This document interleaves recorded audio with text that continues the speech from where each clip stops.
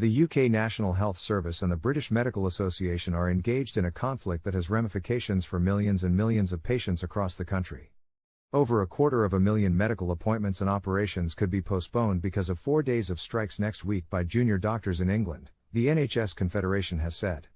The strike is being called as part of a dispute between the two sides regarding pay and working conditions. The root of the dispute is the erosion of pay that junior doctors have faced for the last 15 years. On top of that, the government is not making a credible pay offer to resolve the issue.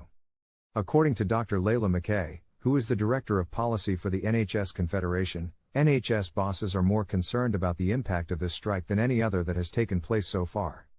The planned action calls for walkouts from 6:59 a.m. on Tuesday 11th of April until 6:59 a.m. on Saturday 15th of April. McKay estimates that up to 250,000 appointments and operations may need to be postponed due to the action.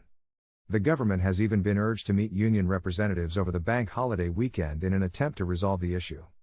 However, the Department of Health and Social Care, DHSC, has stated that the BMA must call off the strike before any negotiations can occur.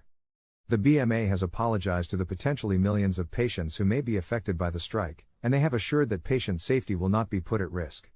Nevertheless, the importance of sorting out this dispute is paramount as 7 million patients currently have to wait for their treatment. It is essential for doctors and the government to find a resolution that is agreeable for both sides so that NHS resources are not wasted and so that patients get the care they need. The stakes are high and the hope is that the two sides can come to an agreement before the strike begins in order to avert any sort of disruption to the NHS and its patients. The hope is that the government will open a dialogue and make a credible offer to the BMA, so a solution can be found for the 7 million people on waiting lists, and for the millions of NHS patients who rely on the service to live a healthy life.